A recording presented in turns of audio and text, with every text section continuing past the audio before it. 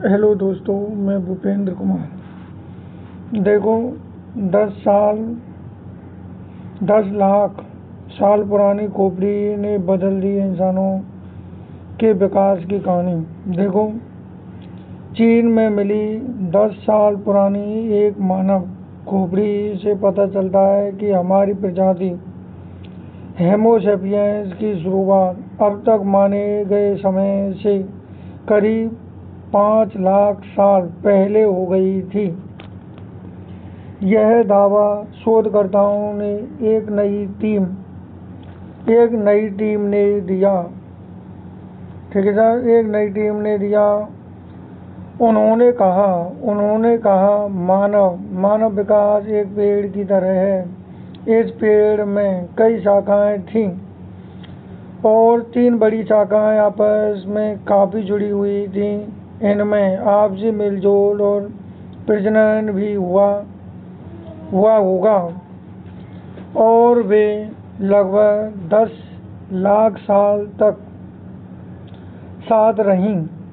यह नतीजा वाकई अविश्वसनीय है। यह खोपड़ी हुबई प्रांत से मिली थी, जहां से 2 और खोपड़ियां भी निकली, लेकिन वे टूट-फूट और दबाव में बुरी तरह क्षतिग्रस्त थीं।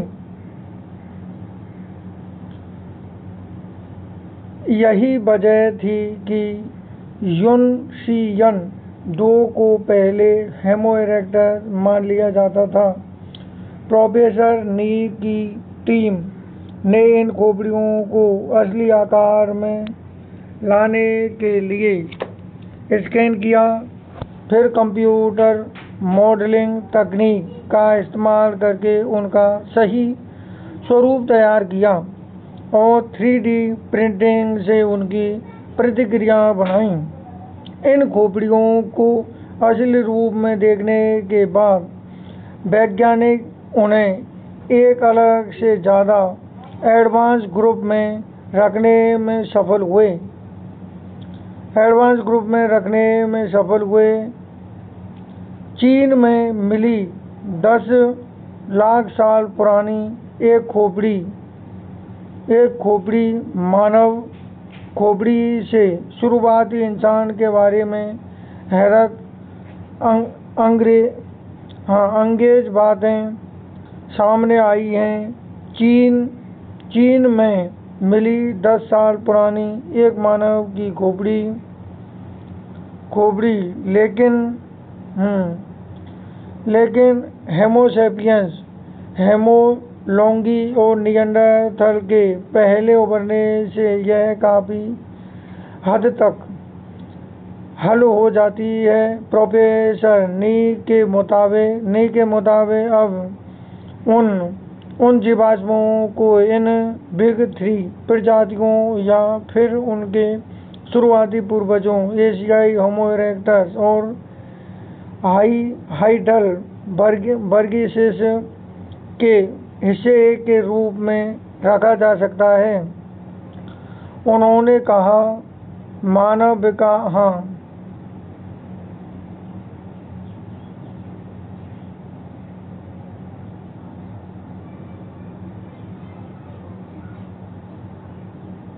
लेकिन प्रोफेसर स्टिंगर के मुताबिक अभी इस चरण में पक्का कहना संभव नहीं है, क्योंकि अफ्रीका और यूरोप में भी करीब 10 लाख पुराने मानव जीवाश्म मौजूद हैं। इन्हें इस विश्लेषण में शामिल करना जरूरी है। उन्होंने BBC न्यूज से कहा, कुछ जेनेटिक सबूत ऐसे हैं जो हमारी प्रजाति के और पहले उभरने की ओर इशारा करते हैं, जो शायद हमारी वंशावली में शामिल हुए हों, लेकिन यह अभी साबित नहीं हुआ है। 3 प्रजातियां और बीच का झोल। पहली टाइमलाइन का मतलब है कि तीनों मानव प्रजातियां धरती पर लगभग 8 लाख साल तक रहीं, जो पहले माने गए समय में कहीं ज़्यादा है। संभव है कि इस दौरान वे आपस में मिले जुले हों और प्रजनन भी किया हो। पहले उभरने की यह टाइमलाइन उन दर्जनों मानव जीवाश्मों को समझने में भी मदद करती है जो 8 लाख साल से लेकर 1 लाख साल पहले के बीच के हैं और जिन्हें वैज्ञानिक अब तक सही तरह से वर्गीकृत नहीं कर पाए थे। लेकिन होमो सेपियंस, लोंगी और निएंडरथल के पहले उभरने से यह समस्या काफी हद तक हल हो जाती है।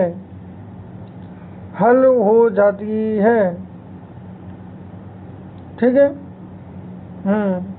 काफी समय तक हल हो जाती है। ठीक है साहब। हाँ,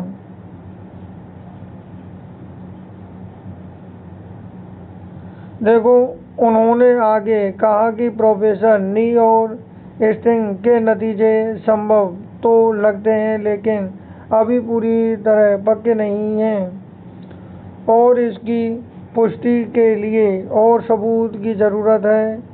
उन्होंने BBC न्यूज़ से कहा, यह तस्वीर अभी हमारे लिए काफ़ी अस्पष्ट है। अगर इस शोध के नतीजों को दूसरे विश्लेषण से खासकर जेनेटिक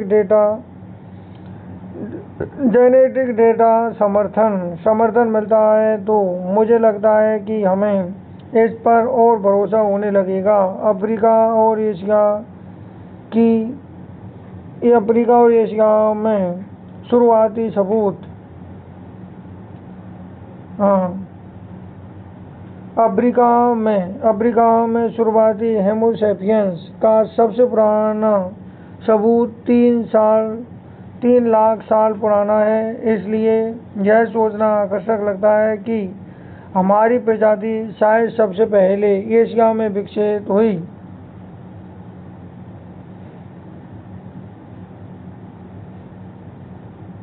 ठीक है साहब। देखो, नेचुरल हिस्ट्री म्यूजियम के प्रोफेसर क्रिस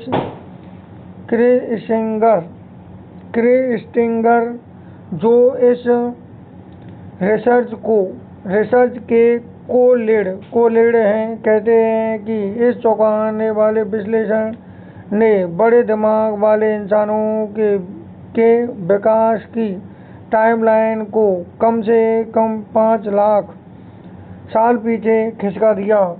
उन्होंने कहा, हमारी धरती पर कहीं न कहीं होमो सेपियंस के 10 लाख साल पुराने जीवाश्म मौजूद होंगे, बस हमने अभी तक उन्हें खोजा नहीं है। रिसर्च पर सहमति किसी शुरुआती इंसान की प्रजाति तय करने और यह जानने के 2 तरीके होते हैं। पहला, खोपड़ी के आकार का विश्लेषण और दूसरा जेनेटिक डेटा। यूनशियन 2 के मामले में दोनों तरीके अपनाए गए हैं और दोनों ने एक ही नतीजा निकाला है। लेकिन कैम्ब्रिज यूनिवर्सिटी के डॉक्टर एल्विन स्केली जैसे कुछ अन्य रिसर्चर का कहना है कि दोनों तरीकों में काफ़ी अनिश्चितता है। उन्होंने कहा, समय का अनुमान लगाने में बहुत सावधानी बरतनी पड़ती है क्योंकि यह बेहद मुश्किल काम है, चाहे सबूत जेनेटिक हो या फॉसिल का। ठीक है साहब।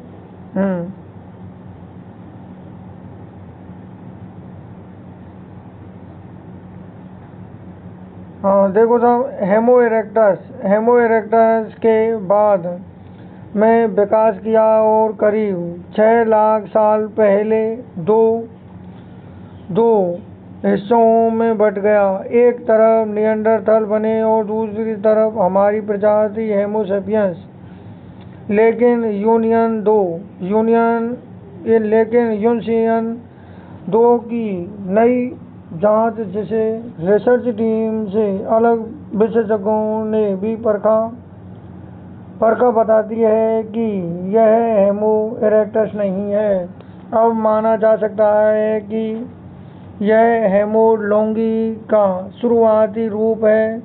यह निएंडरथल और होमो सेपियंस की तरह ही एक सिस्टर स्पीशीज थी और लगभग उसी तरह तक विकसित थी। जेनेटिक सबूत बताते हैं कि यह प्रजाति उनके साथ ही रहती है। इसलिए वैज्ञानिकों का कहना है कि अगर यूनिसियन 10 लाख साल पहले धरती पर था तो संभव है कि निएंडरथल और होमो सेपियंस का शुरुआती रूप भी उसी समय का मौजूद है। देखो साहब, उन्होंने कहा, लेकिन हमने बार बार हर तरीके से टेस्ट किया, सभी मॉडलों और तरीके इस्तेमाल किए। अब हमें नतीजे का पूरा भरोसा है और हम बहुत उत्साहित हैं। खोपड़ी और उसका वर्गीकरण। जब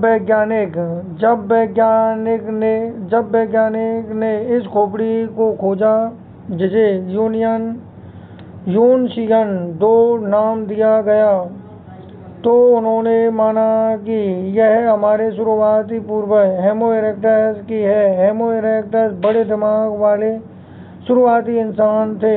ऐसा इसलिए सोचा गया क्योंकि यह खोपड़ी करीब 10 लाख साल पुरानी है, यानी उस दौर की जब यह नहीं माना जाता कि और एडवांस ह्यूमन सामने आए थे।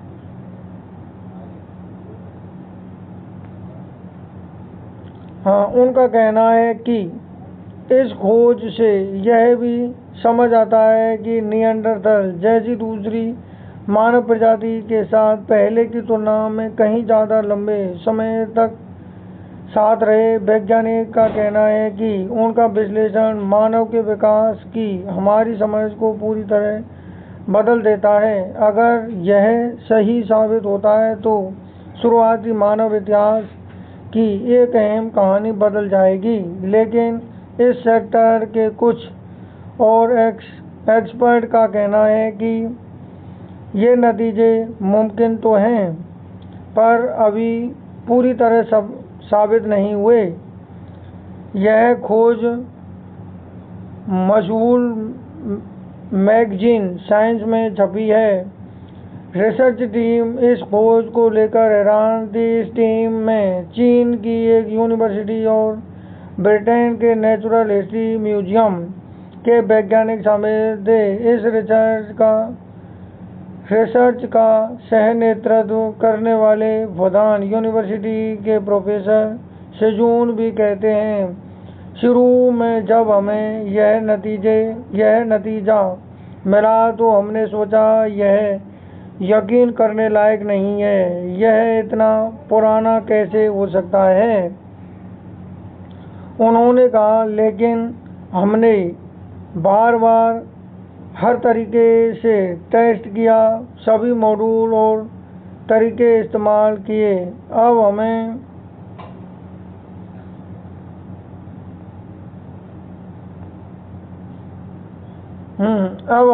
नतीजे पर पूरा भरोसा है और बहुत उत्साहित हैं।